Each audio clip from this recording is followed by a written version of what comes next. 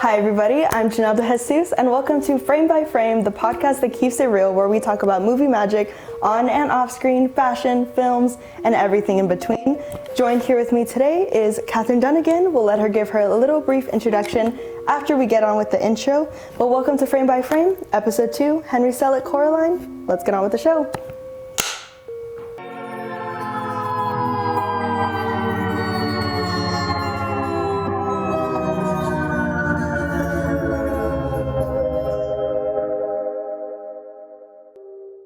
Welcome back, everybody. Thank you for joining me here for another episode. Today I have my lovely friend, Katherine Dunnagan. We've been friends since we both started college here at UIW, and today we're going to be talking about Coraline, but I'll let her do a little brief introduction today. Katherine. Hi, I'm Katherine Dunnagan. I'm a junior at the University of the Incarnate Word. Like Janelle, I'm a communications major. My concentration is in multimedia production. And I also love Coraline. I've liked it for a lot less time than you have, though. It came out in 2009, and I think I first saw it in high school. Oh, okay. So maybe 10 years after the release, in 2018 or 19. Yeah, I grew up with Coraline. It was definitely a staple of my childhood. So it'll be an interesting conversation. We get to see our different thoughts kind of coinciding. A little bit about Coraline before we begin, if anyone hasn't seen it. It's Henry Selick's probably most famous project ever, 2009 stop motion classic. Obviously it took a long time to make. It took 4 years to make. Another stop motion classic is Nightmare Before Christmas. For reference, that took 6 months less than Coraline did. So yeah, it was a huge success for its time. It's a classic. It's still lasting to this day. I wrote down a number. I wrote down that the dolls were all 9 inches tall. There was 28 Coraline puppets, and she had over 15,000 faces. And that's just for our, and that's just our one main character, not including everybody else. I couldn't imagine the other mother. We should have, I'll insert photos here somewhere of the puppets, but it was crazy. The movie follows, obviously, Coraline Jones. She just moved to the Pink Palace. The Pink Palace. Where does it mention the state? I know she's from Michigan. Michigan, but I don't know where they moved to. Okay. Well, we follow Coraline Jones. She's super unhappy with her move and everything. Her parents are honestly super neglectful, and she's just looking for kind of an escape out of her real life. She finds this tiny little door, goes through it one night. Everyone's like, it's just a dream, but obviously everything gets super crazy and dark after that. But we're going to talk about it today. So my first question is, what initially drew you to the movie, and what makes it stand out from other just regular animated films? So I always heard about it as a kid. People would always tell me oh, it was so scary. So I stayed away from it when I was a kid because of the things I've heard about it. But when I watched it, I think I was probably a freshman or sophomore in high school when I watched it for the first time. So I was past the point of thinking it was scary. But still, compared to some of the other pieces that came out at the time that were stop motion, like the Paranorman or Monster House or even Nightmare Before Christmas, those are kind of goofy. They have they're thriller kind of, but they have a little sillier undertone to it. But Coraline was dark. She was kind of edgy. She had a little bit of edge to it compared to the other ones. She was very serious, and the ending wasn't necessarily happy. It kind of felt like that, but then after you notice, you've seen it several times and you look at the dedetails, you say, oh, did she really escape that world at the end? Yeah, I mean, the last, the closing scene, we get the clouds and there's the two hands. So I'm like, Did she really actually get away from the other world and the bell down and the other mother? I don't know. And also, why did her experiencing that fix their whole entire relationship with her mom? No, it did. And then it was fine. They were all a happy family at the end. Okay, whatever. Yeah. But yeah, the movie's definitely creepy. And you talked a little bit about the beldam, terrifying creature of a woman. I remember I couldn't say the first time I watched it. Because I don't even remember the first time.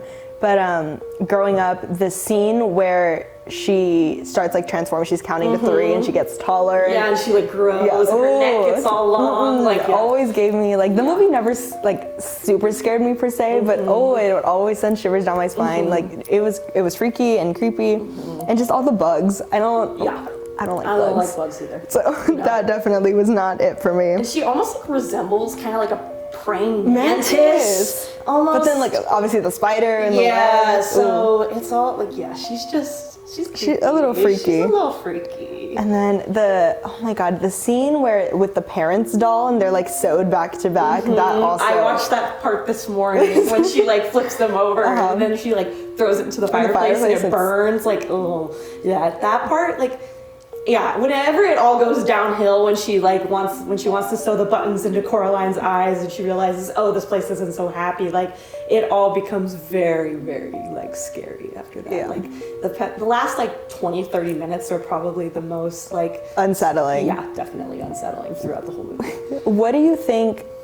So, okay, let me reword this. So one of my favorite things about Coraline, obviously, is that it is stop motion. And I mean, we've seen so many great animation movies over the last, however, 100 years.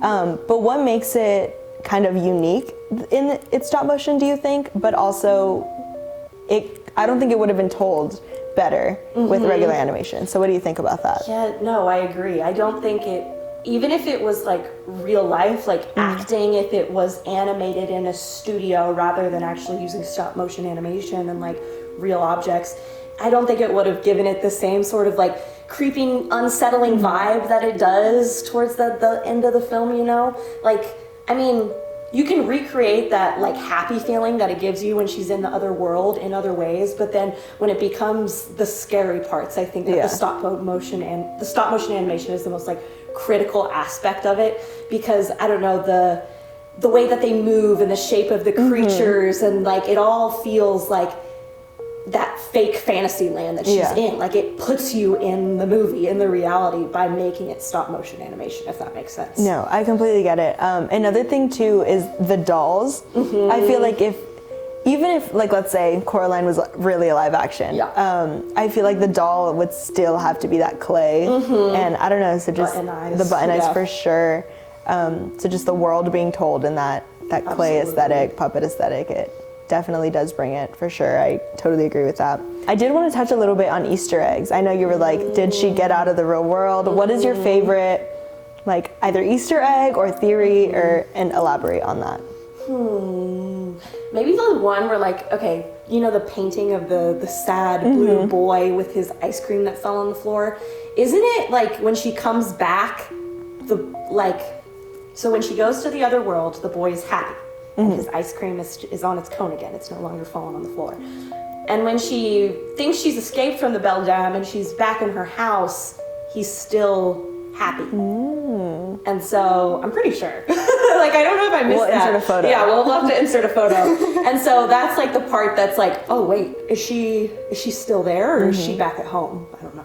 Yeah. Like, and also the other thing that gets me too is about like, which world is she in, is like, how did the beldam get her parents if the beldam never went to the real world? I'm gonna have to talk to Henry Selick. We're gonna get him on the next episode. And like the whole like the sending the doll, like you see, I love the beginning of where they're setting up the stage and the beldam is sewing together the Coraline doll. Like that's my favorite part of the whole movie. Fun fact about that scene is a lot of people are like, oh, it's a sewing kit, but it's an embalming kit. That's what it is. It's like when someone passes away, that's and like for the morgue, for the morgue, yeah. and they stuff you with cotton or with sand, and they sew up your skin and stuff. And so when you see all of her tools and they're all rolled out, it's not just like cutting scissors and fabric scissors. It's like for skin and like for bones and I didn't notice that. Also, insert a clip or something if Leica allows us. We will do that. Yeah, it's so now that you know that, next time you see the scene, you'll notice. Yeah, no, I'm definitely gonna think about it a little differently because it's like the beginning is like the grandma doll and she's taking her apart. Wybie's grandma, and then she's making Coraline out of the doll, but I didn't realize it wasn't sewing tools. For the embalming for dead people. For dead bodies. Yeah. And the other thing about Wybie's grandma's little doll, she's the little ghost girl too. And like the ghost children are super freaky, and I think that's one of my favorite details when she goes back into the tunnel after like clothes. And all the clothes are in their tunnel and it's super like dusty and gray and it's not this blue anymore. So we talked about animation and obviously how it works as a stop motion movie. So why is it classic? Why do you think it's timeless? Stop motion animation. I mean, One of the first pieces that comes to mind when I think of stop motion animation is like Rudolph the Red-Nosed Reindeer. Okay, Christmas classic. Yes, came out in like the 30s? Probably. The 20s or the 30s, like old movie, right? But it's a Christmas classic. I watch it pretty much every year. And then it that's the thing about it. It doesn't get old. And then we have even like newer pieces like Guillermo del Toro's Pinocchio, which came out like 1 or 2 years ago. Or what's the other one? Wes Anderson's Fantastic Mr. Fox. Oh, that one is also so good. And then The Isle of the Dogs. Like there's so many. Even it's with the dog. Was it The Monster House? No. No. Well, love Monster House. That movie scared me as a kid. No, but it's like Gromit and Wallace and Gromit. Yes. Love Wallace and Gromit. Come on. Or like Shaun the Sheep. Yeah, Shaun the Sheep. All of these little like stop motion movies. So like I think what's amazing about Coraline and like stop motion animation is that it's nostalgic in the sense that there's so many of these movies that remind us of our childhood, but Coraline uses stop motion animation to the advantage of making it a little creepier.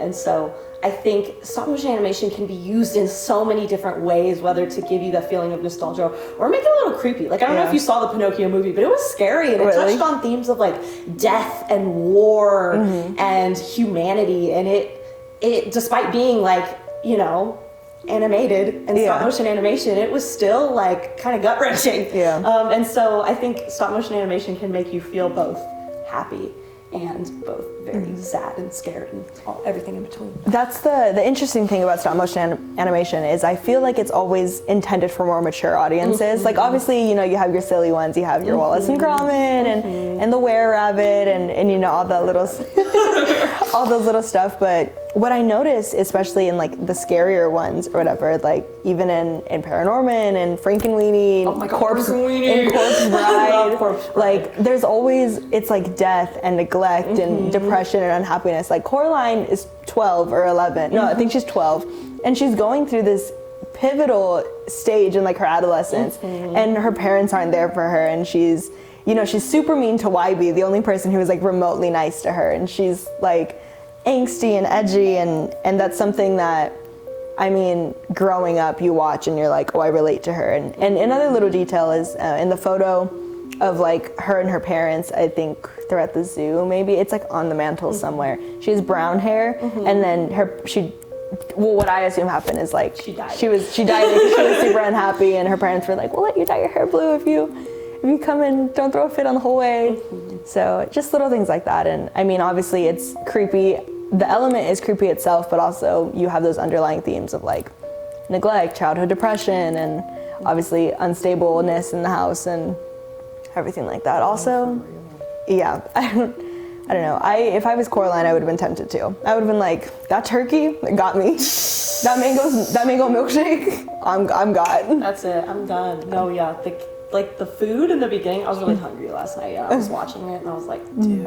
The little gravy train. Mother, she was cooking. Yeah, one meal, and I would have been like, okay, I'll be here. You can set the buttons. Blue buttons. What color? You can pick the color. Yeah. If you feed me like that every day. No, I get it. But the saddening truth of like when she meets the other kids and they're like, yeah, it's great until we want more. And that's the thing is like she feeds on people who want more and are unhappy and will do anything to get more. So that was interesting. I will say often like children, which is true. Like she's not preying on adults. Yeah. She's preying on kids who don't know any better. Don't know any better, who are naive. Yes, and they just want somebody to pay attention to them and have fun. And like obviously she's picking like kids with neglectful parents who like aren't paying attention to them, so she can just snatch the kid up anyway. Doesn't matter. Yeah. The parents won't notice. Exactly, basically the parents won't notice. I will say I don't know if it's my favorite scene. I have a lot of favorite scenes in the movie, but the scene that always gets me and I'm kind of like taken back is the scene where Wybie pulls her out of the mirror and she's like, Wybie, what are you doing here or whatever, and he has the stitches like in his smile. And she takes yeah. And then later on when she's on the mission to get the eyes, she tells like the dad figure, like the other father, you know, like, what did you do with Wybie? And then he was like, oh, Wybie pulled a long face and his mouth stretches. Oh, that part always creeps me out. I also don't like the part when he's on the grasshopper and his voice is kind of distorted. Like yes, it's distorted and almost like animatronic. And he's like, sorry, mother's making me. I don't want to hurt you. It also makes me feel so very unsettled. It is very creepy. Yeah. And he like falls into the lake and freezes over. Yeah, and then everything becomes like the hard, like plastic concrete. Like, yeah, it's all. We love this movie. We do. We love this movie. I'm saying we're like, I hate this scene. No, we love this scene. It's just scary. No, but it's fun to be scared. Yeah, it's fun to be scared. It's like that unsettling feeling is like, I don't know. It's unlike any other. Yeah, it's what makes the movie worth watching. No, it's true. Truly. And also, like, do you remember when we were talking about in Dr. Z's class when we talked about like Midsummer versus like some other horror movies that were making it scary but still having a very like beautiful like color palette and lighting. And I think Coraline is kind of like that too. Yeah, especially with like, I think it's the garden. Yes. Like the garden is so vibrant, all the plants are alive and everyone, and even like the toys in a room except for that squid. That squid. You don't like the squid? Bro, what was that squid doing? But like the little turtle and the dragonflies and everything, it's such a beautiful scenery. And then obviously when you watch the movie, you're like, oh, they're actually all evil and like want to just trap her. And like the little mice, and then how the cat bites it and it turns into a rat. Like it wasn't actually a cute little mouse with a little drum. And it's interesting because in this world or in this movie, obviously the reality is dull, and the fake movie the fake world is super gorgeous and bright and everything. So it just makes the real world that much more sadder when she comes home that first night. But yeah, absolutely. Definitely like the unsettling feeling, but the bright color palette was definitely unique. And it kind of just makes her parents seem like crappier like parents. Because they the creepy awful world, despite the Beldam praying mantis monster, it's just so much brighter and more beautiful and more desirable to be in than than the pink palace, which does not seem like a palace at all. It's more like gray and dingy. Yeah, especially like the whole scene where her mom's telling her like, I'll go grocery shopping later, and then she's like, it's raining outside, can I go? And she's like, no, mud makes a mess, and and everything. And Coraline's like, you guys hate dirt, you're gardeners and you hate dirt. Yeah. And all her mom does is just complain to Coraline, which Coraline's 12. I know children can sometimes be like annoying, but again, it's crazy time in her life, like everything, she just uprooted and moved out. So I don't know, I think of when she first unlocks the door for Coraline and she's like, we made a deal, zip it.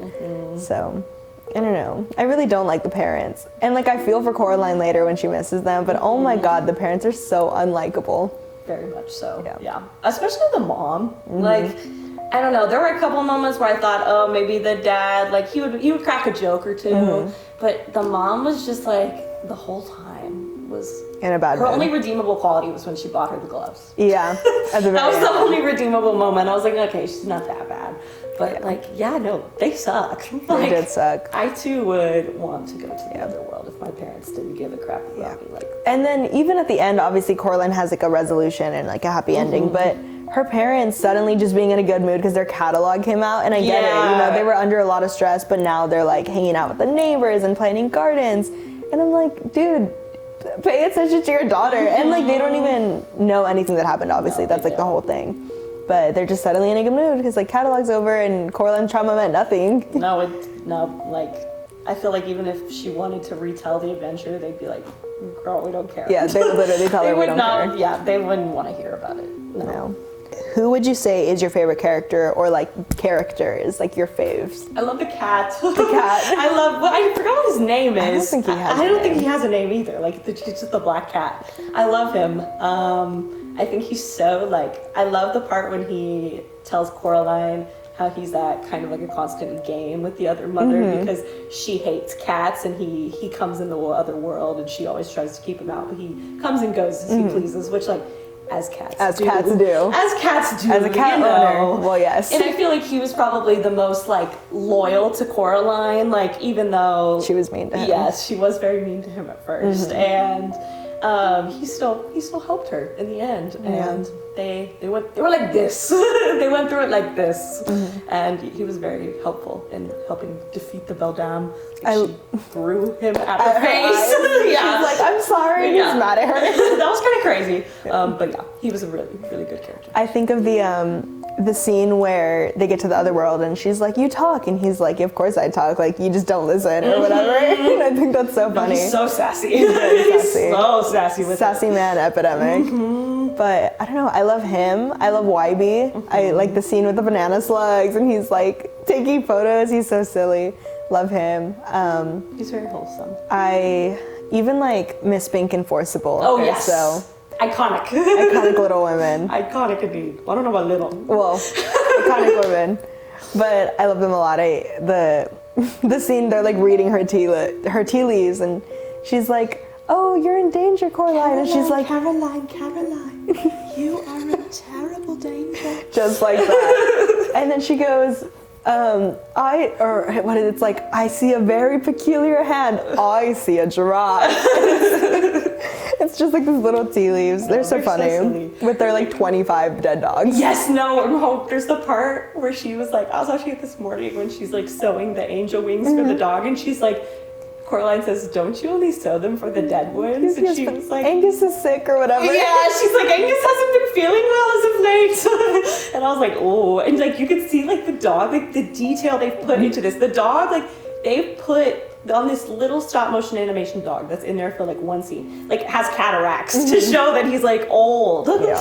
And it's so like just the detail that they put into this movie is insane, dude. Even Spink and Forcible in the other world when they're doing their like Birth of Venus, Siren, mermaid. It's Coraline's like, oh my god, she's naked. But they're doing this whole performance on the stage, and then they unzip, and they're like the creepy eyes and everything.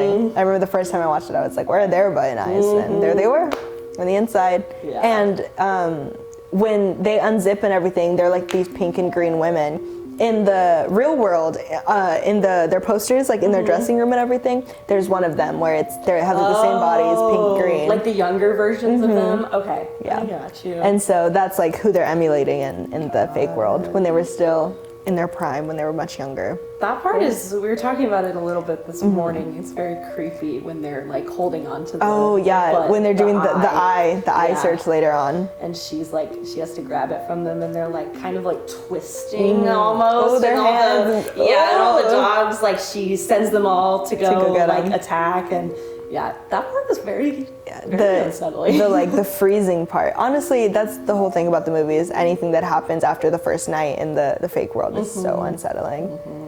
But it's like you definitely have to look for the details at first, but then like after you've watched it a couple times, like you start to pick up on things like, like that's why that's there, who put that there, and things like that. Yeah, absolutely. What do you think about Bobinski? Oh my god. How do you feel about that guy? Because I have some thoughts. I think he's a little strange. Like I like the little performance that they do with the little song when the mice are jumping around. It's very cute, but he's like very strange. Yeah. Like this character, I don't know. He's built weird. He talks a little weird. Like he's just a little. He's a little odd. Like the creepy upstairs neighbor that I think he's Ukrainian. Maybe. Yes, I think he's Ukrainian. I think he's Ukrainian. Or he served in the Soviet war. Yeah, they talk about it. They talk about it a little bit, but his like little medallion that he wears says it. But I don't know. I just feel like he's such an interesting character that I would like need to know more about. But I think with the little that we know about him, he just comes off as like kind of a weirdo and like. No, he's definitely giving like your creepy uncle, or like the creepy neighbor that lives upstairs is, I think, just the overall vibe. The scene that always makes me laugh though is whenever he's like, oh, the mushka say like stay away from the little door, and she's like, the little door like it's bricked off, and he's like, oh well, I guess they're confused, you know, they also say your name is Coraline. That doesn't sound like Caroline at all. Like no one can pronounce her name. No, they all call her Caroline. And then even YB was like, oh, someone with an ordinary name like Caroline might have people to leave like ordinary expectations about you or whatever. And she's like, first of all, my name's Coraline, whatever. Second of all, where's the well? He's like, stomp too hard, you'll fall right in. You know. What do you think about the fashion and the aesthetic that makes Coraline Coraline? Love it. I love my favorite fit of Coraline's is the one where she's in the other world for the last time and she's trying to save her parents, and like she's in her pajamas and she has like a puffer jacket and the hat and she has her satchel, her purse on the side, and it's just like, this fit is crazy. Like, you go, girl. Yeah. I love it. It was one of those, like, I rolled out of bed, literally grabbed the first thing, it's so urgent, and I went for it. Yeah, no, exactly. My favorite outfit by her, dare I say, the blue stars? Yeah, no. Maybe that. I recently, or I guess over the summer, it was Coraline's 15th. It was 2023 that I went. It was over the summer. Some anniversary for it. I think 15. And so they re-released it in theaters, and I went and I dressed up like Coraline. So I had like the little yellow rain jacket on and a hat, you know, similar to hers, the little baseball cap, or I'm sorry, paperboy cap. And it's so cute. It's, I don't know, like you can just, even though the movie isn't told like through its outfits and through its stories, you can very much see like the early 2000s inspiration there. One thing I always wondered was why the mom was wearing a neck brace. Oh, they got into a car accident. Oh, really? Yeah. Okay. It was whenever they're, I think it's when they're first like buying clothes or something. It's in one of the early scenes. Coraline's like, it's not my fault you hit that car. And she's like, I never said it was. But it's so quick. It was a very quick little detail you had to pick up. Okay, because I was thinking about that earlier and I was like, why does she have on a neck brace? Like, what was the purpose of that? Yeah. Again, the little details. Little details, exactly. Yeah, no, it's true. I will say though, like the outfits in the other world, obviously how they're much more vibrant. Even like with the other mother and the other father, like I think of the scene where the dad shows like the orange monkey slippers, and she comes back to the real world and she's telling dad like, oh, you had on these bright funky little monkey shoes, and he's like, my monkey shoes are blue, and it's like a flip-flop. I'm like, oh, okay. But even the other mother's like hair is shinier, her lips are red, she has this black and white like polka dotted Yes, I love the polka dot outfit with the little red lip and little red accents. She was like serving. Oh, she's evil, but she's serving. She was literally serving. It was very like 1950s. Yes. I can't explain it, but it was very No, 1950s. she was giving 1950s housewife. And I think it's like that idea that, oh, like, it's very comforting, the comforting motherly look that she's supposed to be giving off, and she's supposed to, you know, care for the children, comfort the children, and then eat the children. Then you know? eat them after. Yeah, exactly. So it's all very purposeful. She's supposed to look like a little housewife, I think, because it's that mother-esque vibe, you know. Yeah. And then you got YB, who's dressed like Phoebe Bridgers over here with this black and white skeleton. Like Billie Eilish, Phoebe Bridgers kind of vibe. Maybe like they watched Coraline and was like, told their stylist, that's what I want. Yeah, but it is very like this oversized, baggy kind of streetwear almost. I don't know. And he's got like this trench coat and this cool mask, and it was like the coolest thing ever. And it's like a skeleton, and he like added all these things to it. But then you meet YB, and he's like this dorky, clumsy guy. He's scared of everything. Yeah. I don't know. So interesting. Or his like, he has like a welder's mask. That's what it is. That's what it is. Yeah, it's for welding, and it has like the little slit through that. And he did the like spikes on it. The like binoculars or something, and you like crank it and it gets bigger. Such an interesting little kid. No, for real. I love him so much. And despite like it contrasting again, like his outfit is very like hard, very like edgy and metal, but like he is so silly. He's so and then he's Coraline, one of the goofiest characters. Coraline wearing this like orange bright yellow pajamas and like this yellow coat is like the hero and everything, and she's the one who's ultimately super brave. But I do always think of, even like at the very end when YB tries to go and save the day from Coraline, and then he gets like choked up in the thing and the hand. I'm like, YB, what you doing? Like, I get up. Like, just leave it to her. No. But he's a softie. Yeah. He has good intentions. Great intentions. Yeah, no, for sure. So sweet. But I think fashion obviously is something that helps elevate a story at any given moment, no matter what you're trying to do. So we can see it in the colors. I mean, obviously Coraline is filled with the blues and the yellows. Her parents are like gray. Very gray, dull. Very beige, giving sad beige mom, sad beige dad. Except the dad is like a Michigan, like University of Michigan, but it's like sweatshirt on, the most faded green, like gray green ever. And even then, like in their appearance, their eye bags are huge and like they have no life behind their eyes. No, the dad's eye bags are crazy. Like and his glasses are like slumped over, and it's just like he looks so tired, and like the skin is just like. The scene where he's like on the computer and Coraline's he's hunched over like this. Coraline's like swinging on the door. I'm like, dude, this man needs a nap. Both of them, like they are overworked for sure. That doesn't mean you can neglect your children. But like the color palette definitely elevates that element. Absolutely, like they are sad beige parents. They live sad beige lives. I want to say that obviously they move into this super like old house. It's like kind of like a duplex condo situation. And they tell Coraline when she first gets there, count all the windows, count all the whatever. I don't know. If you moved into an old house, would you explore? Would you basically be like her? Yeah, no, absolutely. I remember like.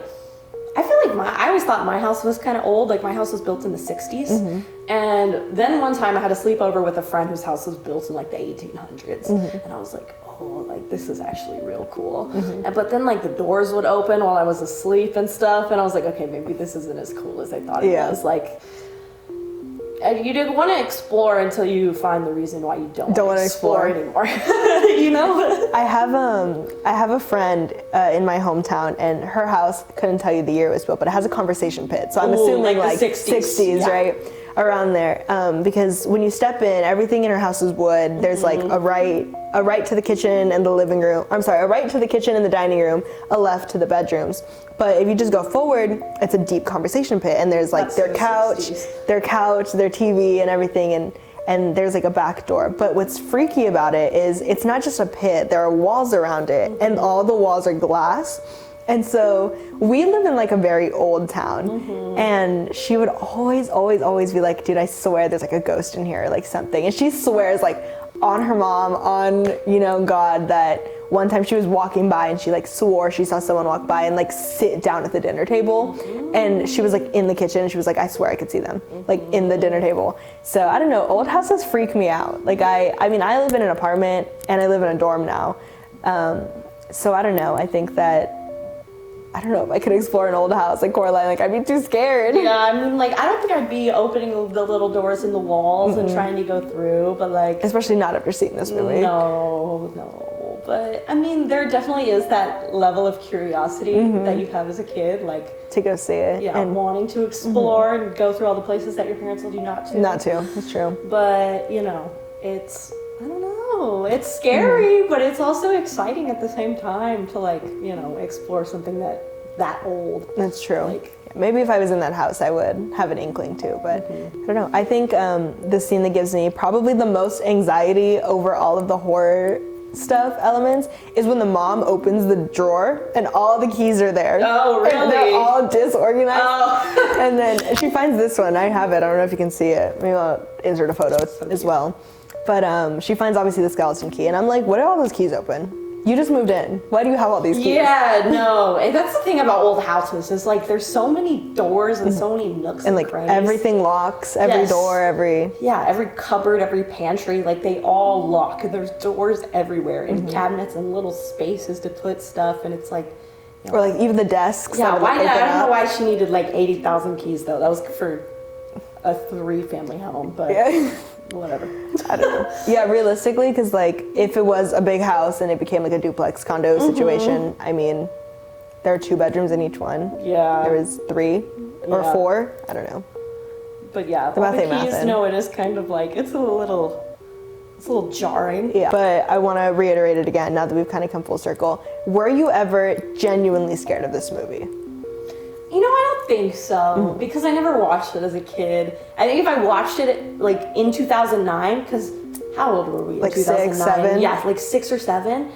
I think, it absolutely would have freaked me out. Because I didn't watch my first like horror movie until I was like 18. So at that age, yes, but then I watched it as a sophomore, freshman in high school, and at that point it didn't really have that same... It loses part of the chilling factor. Yeah, the scare factor was definitely not as like elevated, but I was still a little unnerved by it. Like it still gave me the heebie-jeebies a little bit, but I never was like, I can't watch that. Like I wanted to keep watching it after I saw it. I know a lot of people who are like, I cannot watch that movie. It is so scary. And I'm like, you watch like The Conjuring and like real horror movies, you know? No, I know.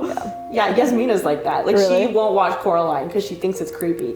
And I'm like, Maybe it's the doll thing. yeah, maybe. I don't know. The Button Eye is like, yeah, the Belle Dame is a little scary, but like, it's a good freaking movie. It's a like, good it's movie. really good, you know? It has a good story. It has great good story. elements. Like, it has great characters. Also, like, we're 20. It's not that scary for like a 20-year-old, you know?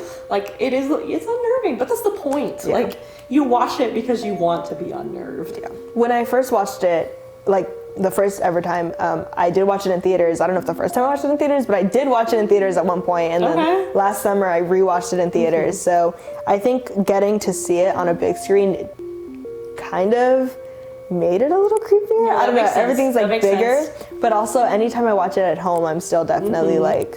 I feel like the big You know? screen and like the surround sound would definitely like It freaks you it out a know little bit. up the scare factor a little For the bit. music is terrifying. No, it is. The very like, beginning, the children, yeah, but the it's little- like nonsense. Like, Like, they don't. yeah, it's like I don't know. I always thought like when I first watched it, I was like, are they speaking like Russian? I thought like, they were speaking another language. I literally didn't did. know. But it's gibberish. It's just there's no gibberish. words. Like they're just like like that repetitive, like high pitched like beat is very. I know that they're definitely singing like a minor key, and it's like definitely messing with like my psychosis somehow. No, absolutely. But it just freaks me out. Yeah. It's like it gives me the chills anytime like I turn on the TV and it immediately starts playing, and then it's like Dakota Fanning and like everyone else. No, and that part where she's sewing the doll together with the body tools, With the embalming tools, Yes. which we learned. So that definitely is one of the more uneasy parts of the movie is the music. Just the music for sure. Yeah, I think if you took out the music, it wouldn't be as scary. But I think that's with any movie. You Yeah, watch. no, absolutely. Music always Sound helps is tell a so story. important. If you were in Coraline, or let's say, whatever, what character do you relate to? But also, if you had your own character, what part do you think you would play in this stop motion horror movie? I feel like, I said he's my favorite. I feel like I relate to the cat because he's kind of in the background, but he's always watching, and he's aware of what's going on, but he's not always participating in the action, and he's just kind of letting Coraline explore and do her own thing.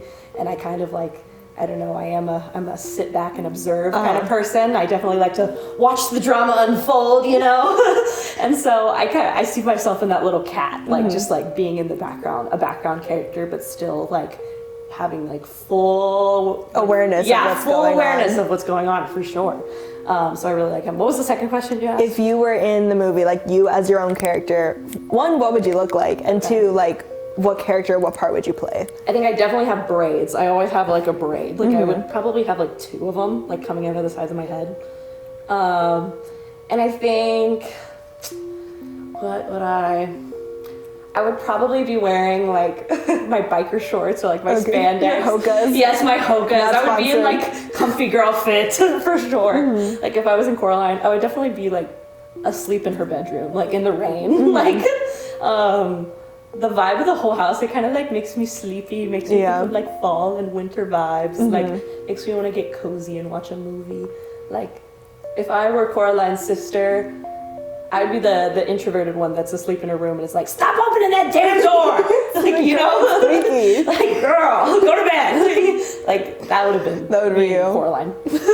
Well, my thing of like, when I think of characters I relate to, I would love to say that I relate to Coraline because I want to be the main character so bad, but I just don't relate to her. Like, when I watch the movie, I'm like, she is such a brat. Like, she's very neglected, which is very valid, but I'm like, she is such a brat. And like, I'm her, she is me when it comes to like yapping. Like, we are very much talkers. Absolutely. But I don't know, I think I relate more to YB. He's just like a little lover boy, and he's clumsy and awkward, but he has good intentions, and he like wants to be the hero but doesn't know how to be. I love him, and he loves the cat. He like really truly loves him, and I have a cat, my baby. It's true. So I don't know. YB's a sweetheart. Definitely. And I like that like in the other world he doesn't talk because she's like, oh good, like this one doesn't, or the other mother says something like, I thought you'd like him better if he talked less. I'm like, that's me. Like, I'm sure if like people in my life had other worlds, like I wouldn't talk. Not in like an evil way, but like I talk a lot. Like I can say a lot if given the opportunity. But I think if I was like a puppet, my own little doll in the thing, I would for sure have on Doc Martens or some sort of platform shoes. Pants, I mean, I could do jeans, skirt, dress, anything. But definitely something with layers. My brown grandpa sweater, I'm sure I'll wear it on one of this podcasts at some point. I know the one you're thinking of. Yeah. And have dark lipstick on and probably like straight hair. Have you seen the TikTok trend where they make themselves out of Coraline dolls? I want to make it so No, I know. It looks so, it's definitely a lot of work and like expensive to like buy all the materials, but it's like... It also seems like I'm like, I could definitely do it. Like if we go, you just buy, you can get like a wire hanger, do like clay, the clay, like the air dry one. Aluminum foil to make the body. And then you get like, the more expensive part is buying the materials to make like your outfit and your very hair like personalized. And your accessories. Yeah, because it's like yarn and but also I mean I'm sure because I always have clothes. I thrift a lot of clothes, so I'm sure I could find like a brown thrifted something like with a pattern scraps and just cut it, sew it, do my own thing. Our Coraline dolls are coming soon. That's what we're gonna do right after this podcast. We're gonna go make our We're gonna go to Michael's and buy clay and aluminum foil. Hey, one day you want to do that, hit me up. Well, I think that's it. Do you have any last final thoughts to say about the movie? Just if you've never watched Coraline, go watch it. What are you doing? First, why are you watching this if you've never seen Coraline? No, it's true. Like, I mean, it came out 15 years ago, but it's still a really incredible, iconic movie. I watch it every time Halloween rolls around. But I think you don't have to watch it during like Halloween. Horror movie season. It takes place in the spring. No, absolutely. You can literally watch it any time of the year, and it's still just as good. But yeah, it is one of my Halloween classics. It is a classic. It's one of those movies like I've seen it a million times. I was rewatching it a couple weeks ago just to rewatch it, and then I also was rewatching it for this podcast.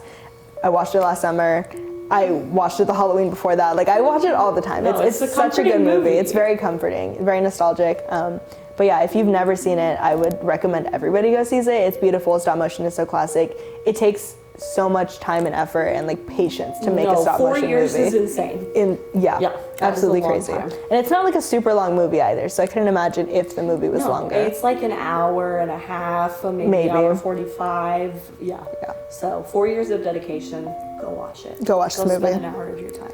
Okay, well, thank you for joining us today, Katherine. If you guys liked what we had to talk about today, if you like her energy, I will always link her social media. I will link my social media, and I will also link the corresponding blog for Coraline. If you want to hear more about what I have to say, my blog will also be out soon about the same topic, but I will dive into just the fashion elements, the color scheme, things like that, overall aesthetic. Especially with making the dolls, Thank you all for listening to Frame by Frame. Tune in next time. Next time I will have a very, very special guest, and we will be talking about Rita Moreno, West Side Story, In the Heights, and just Latinos in musical. And as always, thank you guys for keeping it real. If you enjoyed Frame by Frame episode 2, please let me know. See y'all next time.